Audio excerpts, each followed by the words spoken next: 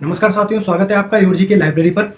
NTPC stage 2 की अगर मैं बात करूं तो लेवल 3, 2 और 5 वालों के एग्जाम बचे हैं जो कि 12 जून से शुरू होने वाले हैं। लेकिन जो 4 और 6 का 9 और 10 मई को हुआ है उसका अगर एनालिसिस करें कि कैसा एग्जाम आया है तो उसके बेसिस पर जीएस पोर्शन का मैंने शॉर्ट लिस्ट किए हैं कुछ टॉपिक्स। इन पर आप अगर ध्यान देकर जाएंगे, देखो लास्ट टाइम पर आप पूरा तो पढ़ नहीं सकते।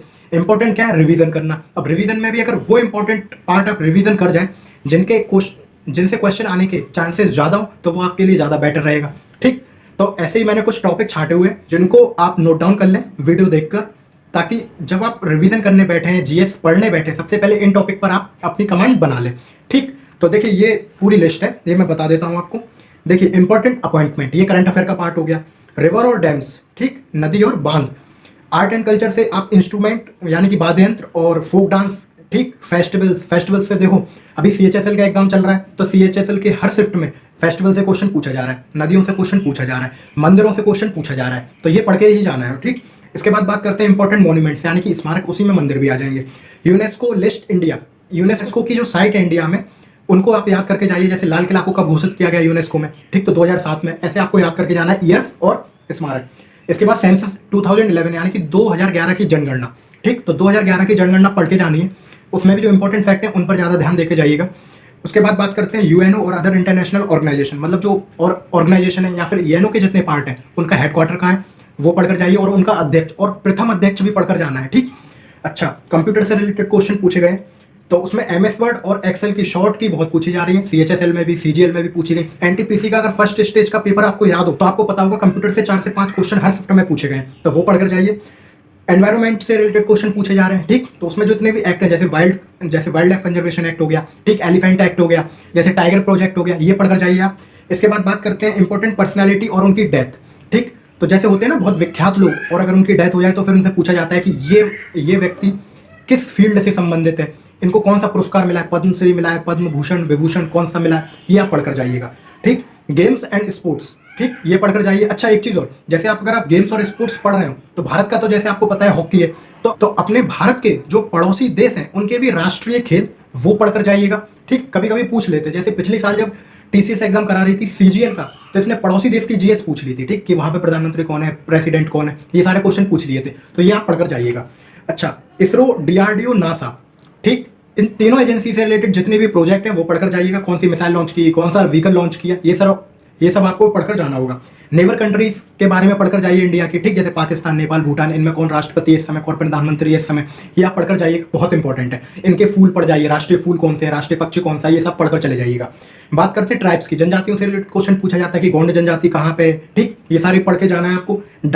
डांस से क्वेश्चन आ रहा है। मैं साइंस की बात करूँ यानी कि जनरल साइंस की, तो उसमें डिसीजेस से क्वेश्चन पूछे गए।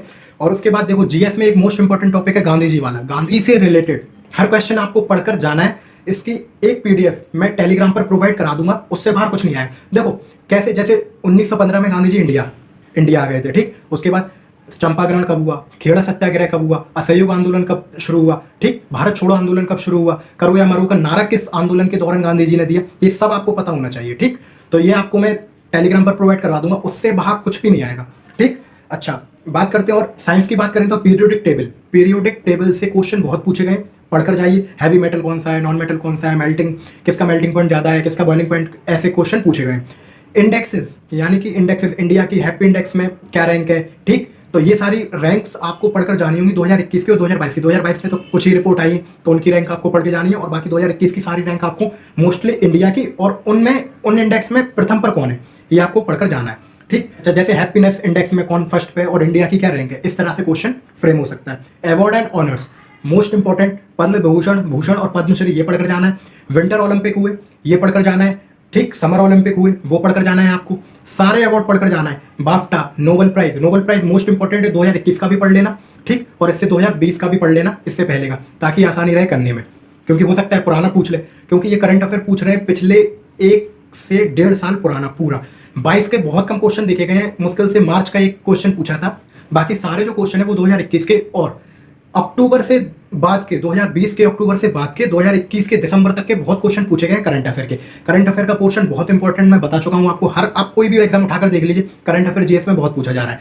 अभी जो 9 और 10 मई को पेपर हुआ स्टेज 2 लेवल 4 और लेवल 6 वालों का, उसमें भी अगर आपने देखा होगा 50 क्वेश्चन आने थे जीएस के, जिसमें से 8 से 10 क्वेश्चन सिर्फ और सिर्फ करंट अफेयर से पूछे गए। ठीक, बाकी का पोर्शन हिस्ट्री, पॉलिटी ये सब कवर कर रहा था, लेकिन 10 क्वेश्चन सिर्फ और सिर्फ करंट अफेयर से पूछे गए। साइंस के कितने क्वेश्चन पूछे गए? 15 क्वेश्चन, मतलब 25 मार्क्स सिर्फ इन 2 टॉपिक से हुए हैं आपके। ठीक, तो ऐसे स्ट्रेटेजी बनानी है जहां से आपके ज्यादा नंबर आ सके, उनको पढ़कर जाना है, क्योंकि तो जीएस बहुत है, कितना पढ़ोगे और लास्ट टाइम में कितना ही रिवीजन करोगे। तो आई थिंक आपको इन टॉपिक्स पर ध्यान देना चाहिए। आगे भी हर सब्जेक्ट का मैं एनालिसिस आपको बता दूंगा, ताकि आप उन टॉपिक्स पर ज्यादा ध्यान दें। सपोज आप मैथ्स पढ़ने बैठ रहे हैं, तो क्या बेसिक से बिल्कुल अंत तक पढ़ोगे क्या? नहीं, टाइम अब है नहीं। तो मोस्ट इंपॉर्टेंट पार्ट कौन सा है, कहाँ से सबसे ज्यादा क्वेश्चन पूछे गए, ये इंपॉर्टेंट है। इन्हीं चीजों पर आपको ध्यान देना है। ठीक, ऐसे ही वीडियो आपको आगे भी मिलते रहेंगे। और वीडियो को लाइक करें, शेयर करें, चैनल को सब्सक्राइब जरूर करें और बेल आइकन को प्रेस कर लेना, ताकि एक भी वीडियो का नोटिफिकेशन आपसे मिस ना हो पाए। तब तक के लिए goodbye, thank you so much.